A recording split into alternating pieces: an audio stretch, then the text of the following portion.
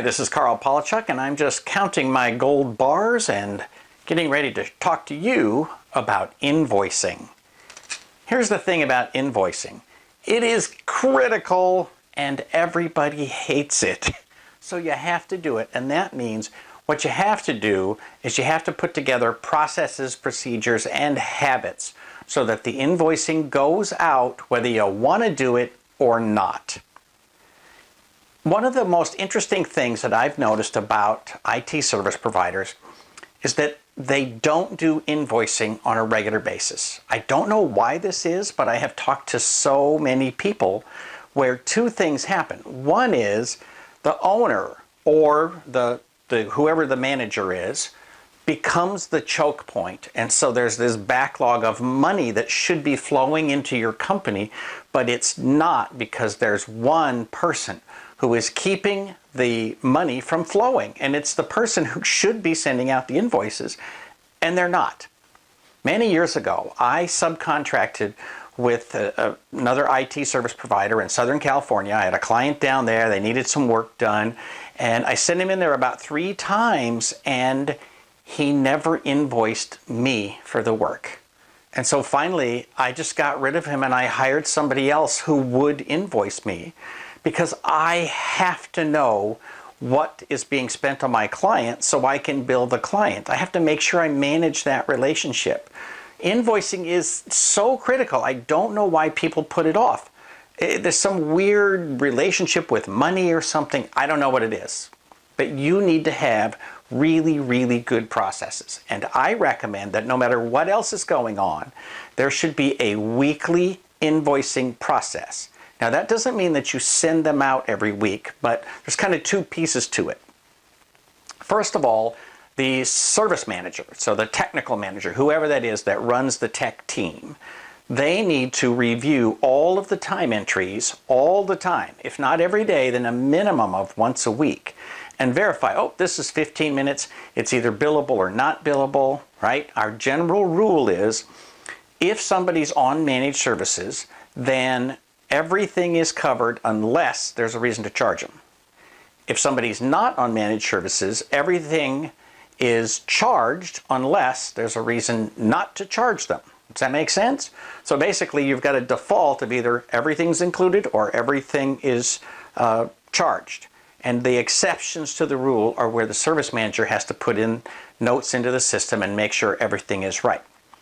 Then, completely unrelated to that, somebody, I hope it's an admin and not an owner, but somebody has to go and look through all of those things and start creating invoices so that every week you're up to spec. Even if you don't send the invoice, you've moved a time entry to the invoice so it's ready to be sent. Personally, I think if you have a lot of people who are not on managed services, you should be sending out invoices every Monday. Now, some people will then save them up and send them at the end of the month. That's totally fine. But as a rule, your cash flow is critical to your business, and so the more attention you pay to getting invoices out, the more money is going to flow in. One of the main reasons I don't want the owner involved in this process, except at the very, very end.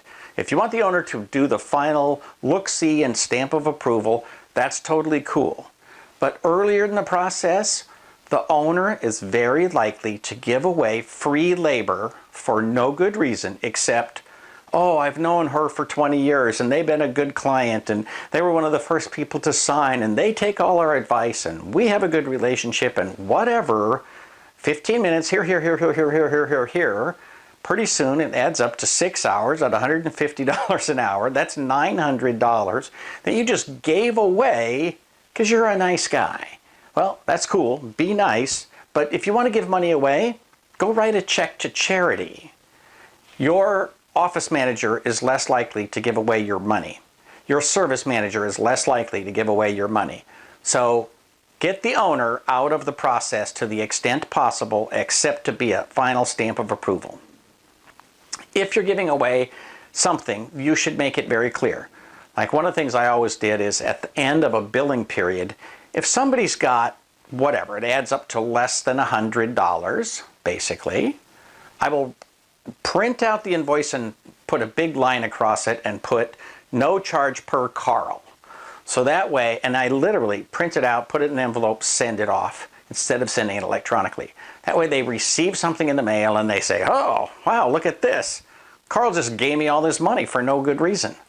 That's the way to give away money, right? Don't just not bill people for stuff, right? That's not the way to give away money. So you should have a process, whatever it is, it should be very, very well documented. And in Volume 1 of the Managed Services Operations Manual, I have an entire chapter, 21, which is on billing processes, and it's not perfect and it may not fit your company exactly, but it's a place to start. So give it a look. Whatever you're doing, do it consistently and regularly. And that way, the cash will just continue to flow into your business. For Small Biz Thoughts, this is Carl Palachuk, wishing you the best of luck in your managed service business. Like it if you like it, share it with your friends, and absolutely subscribe to the channel.